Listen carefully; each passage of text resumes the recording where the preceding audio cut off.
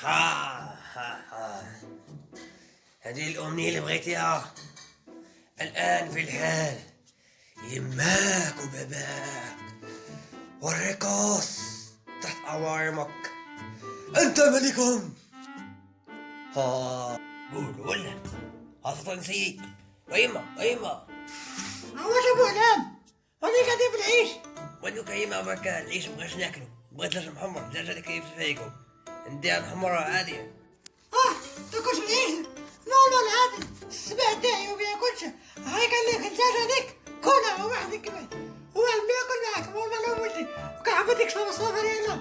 الله يحفظك يا يما. بقى نروح ذاك نديها نشويها نحمرها قديد. ذاك هو الجني هذا